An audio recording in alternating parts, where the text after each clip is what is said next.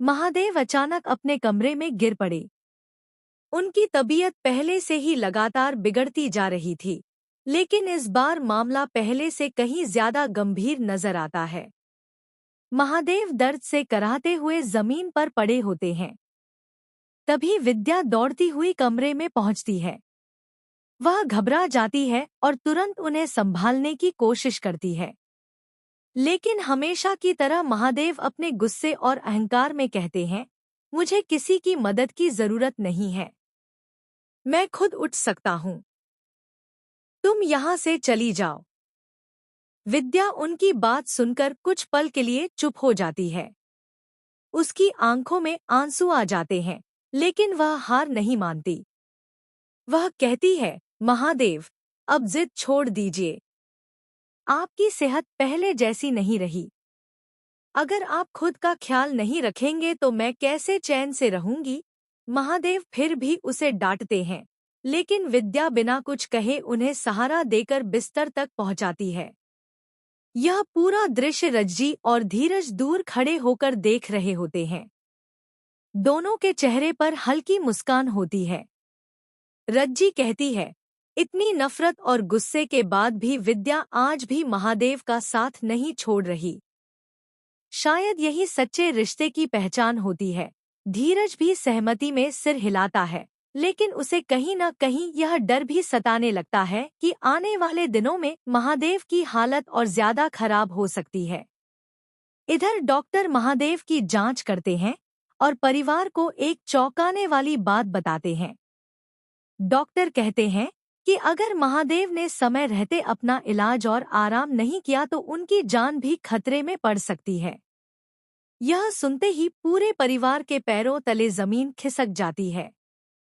लेकिन महादेव फिर भी अपनी जिद नहीं छोड़ते।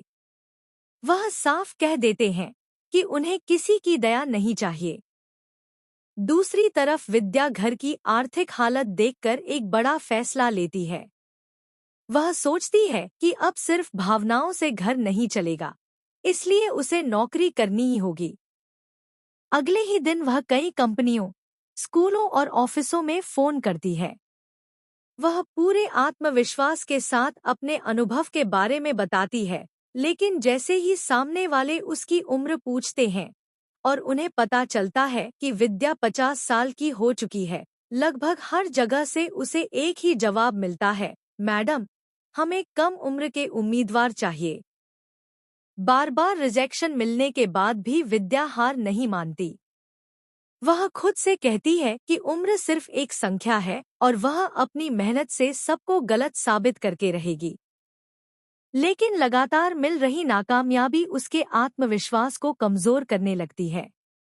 वह अकेले बैठकर रो पड़ती है, मगर अगले ही पल खुद को संभाल लेती है।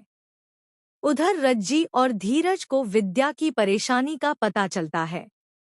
दोनों मिलकर उसके लिए नौकरी ढूंढने की कोशिश करते हैं। इसी बीच एक अनजान शख्स विद्या को फोन करता है और कहता है कि उसके पास विद्या के लिए नौकरी का एक शानदार ऑफर है। विद्या पहले तो खुश हो जाती है, लेकिन जब वह इंटरव्यू के लिए वहां पहुंचती है तो उसे एहसास होता है कि यह नौकरी नहीं बल्कि एक जाल था। कुछ लोग उसकी मजबूरी का फायदा उठाने की कोशिश करते हैं। तभी ठीक समय पर धीरज वहां पहुंच जाता है और विद्या को बचा लेता है। इस घटना के बाद पूरा परिवार हैरान रह जाता है। महादेव को जब इस बात का पता चलता है तो पहली बार उनके चेहरे पर चिंता साफ दिखाई देती है। हालांकि वह सामने से कुछ नहीं कहते, लेकिन अंदर ही अंदर उन्हें अपनी गलती का एहसास होने लगता है। इसी बीच कहानी में आता है सबसे बड़ा और चौंकाने वाला ट्विस्ट। महादेव की पुरानी अलमारी से एक ऐसी फाइल मिलती है जिसे देखकर पूरे परिवार के होश उड़ जाते हैं। उस फाइल में कुछ ऐसे दस्तावेज होते हैं जिनसे पता चलता है कि कई साल पहले महादेव ने परिवार की खुशियों के लिए एक बहुत बड़ा त्याग किया था। उन्होंने अपनी सारी जमापूंजी और एक बड़ी संपत्ति किसी और के नाम इसलिए कर दी थी ताकि परिवार पर कोई संकट न आए। लेकिन इस सच्चाई को उन्होंने आज तक सबसे छिपाकर रखा। इतना ही नहीं, उसी फाइल में एक मेडिकल रिपोर्ट भी मिलती है, जिसे देखकर विद्या की आंखों से आंसू बहने लगते हैं। रिपोर्ट में खुलासा होता है कि महादेव पिछले कई महीनों से अपनी गंभीर बीमारी के बारे में जानते थे, लेकिन उन्होंने जानबूझकर किसी को कुछ नहीं बताया। वह नहीं चाहते थे कि परिवार उनकी वजह से परेशान हो। यह सच सामने आते ही विद्या पूरी तरह टूट जाती है। वह महादेव से पूछती है कि आखिर उन्होंने इतना बड़ा सच उससे क्यों छिपाया। महादेव भावुक होकर कहते हैं, मैं तुम्हें और बच्चों को बोझ नहीं बनाना चाहता था।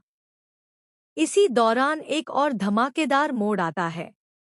घर में एक रहस्यमयी शख्स की एंट्री होती है, जो दावा करता है कि महादेव की पुरानी संपत्ति पर उसका भी अधिकार है।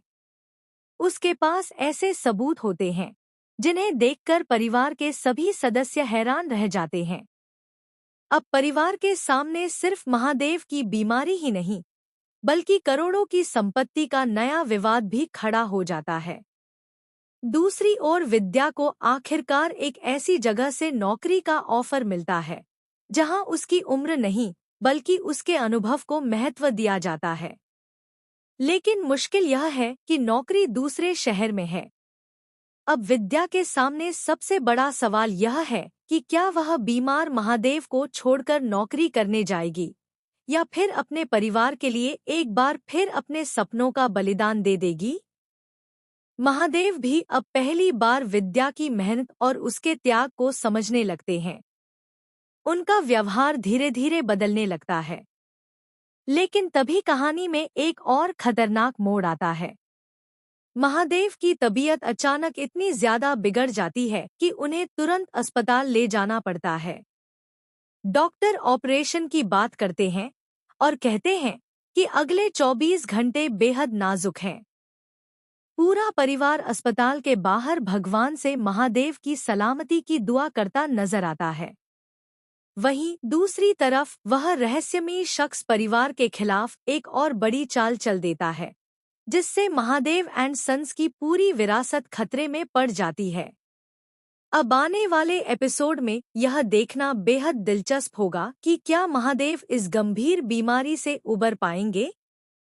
क्या विद्या अपने सपनों की नौकरी स्वीकार करेगी या फिर परिवार के लिए उसे छोड़ देगी। आखिर वह रहस्यमयी शख्स कौन है और उसका महादेव से क्या पुराना रिश्ता है।